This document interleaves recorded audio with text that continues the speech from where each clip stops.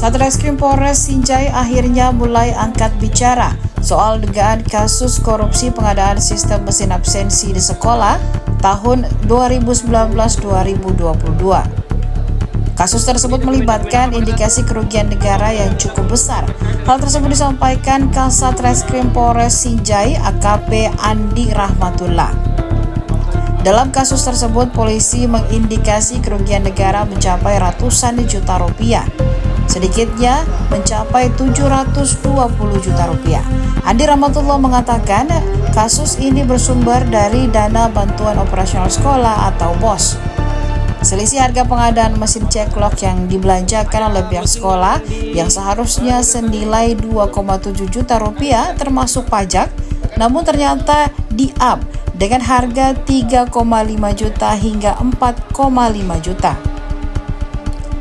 Penyidik Tipikor Satreskrim Polres Sinjai telah melakukan langkah-langkah penyidikan, diantaranya melakukan penelitian dokumen dan serta klarifikasi terhadap 291 orang ataupun pihak terkait. Selain bendahara, kata Andi Rahmatullah, pihaknya juga memeriksa PJ Bupati Sinjai Andi Jeffriyanto Asapa. Namun Andi Jeffriyanto terseret dalam kasus tersebut lantaran dia merupakan Kepala Dinas Pendidikan Sinjai pada saat itu. Tipikor Satreskrim Polres Sinjai juga melakukan permintaan audit investigasi kepada BPK RI dengan melakukan ekspos perkara bersama BPK RI sebanyak 2 kali. Selanjutnya melakukan gelar perkara di Polda Sulsel. Ini dokumen-dokumen apa Pak Kasat?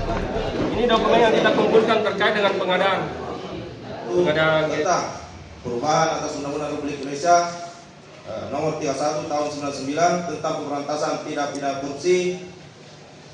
Junto pasal 55 ayat 1, besar subsidiar pasal 56, subsidiar pasal 64 KUHP pidana.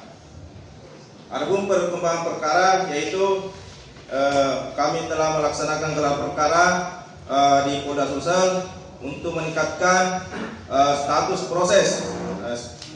proses dari penyelidikan ke tahap penyidikan yang kita sudah gelar di Polda untuk menaikkan kasusnya itu ke tahap penyidikan.